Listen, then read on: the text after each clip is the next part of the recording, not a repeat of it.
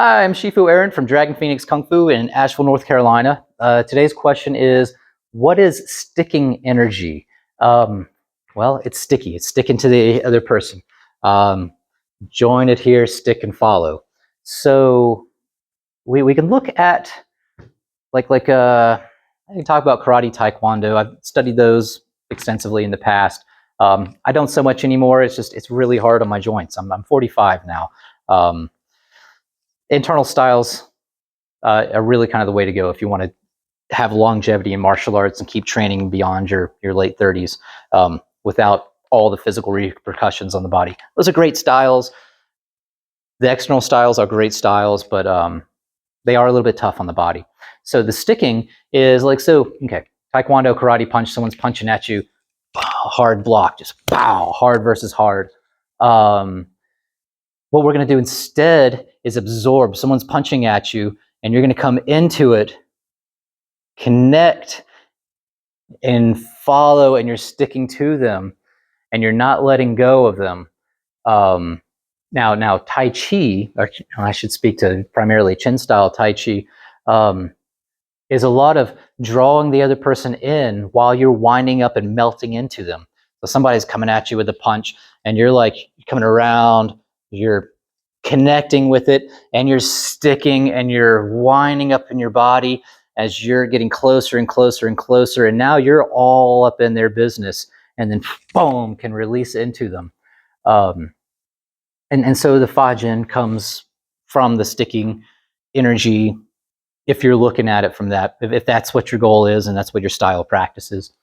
But it also, the sticking, if we're talking about push hands, especially like listening push hands, it teaches Tingjin, this listening skill. If I'm tense while sticking to another person and trying to force, I cannot listen through my body. If I'm soft and relaxed and sticking, I can listen to the other person's intention. I can feel the subtleties of their movements and realize what they're doing before they're moving. You know, a lot of people are trying to hide what their movements are, so they're not telegraphing.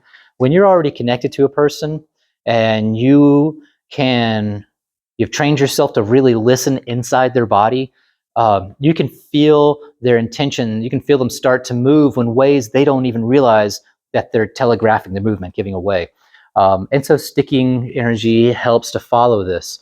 And so, but you have to be soft, you have to practice the listening skill. And, you know, I will say also, you can't just practice the soft. You got to work into the hard as well too. You can stick, you know, push hands, you got the gentle listening push hands, and then you got the competitive push hands where it was getting a lot rougher. You got sticking energy in all of that. So internal styles tend to have a lot more sticking energy as you're moving in, connecting, and manipulating the skeleton of the other person. If you're not sticking, you're just striking the outside of the person. If you're sticking and finding their center of gravity and their structural integrity of their skeleton and manipulating that, then you can really uproot them in some interesting ways and get the upper hand through that. So, and that's again primarily through the internal styles of Kung Fu. So, what are your thoughts?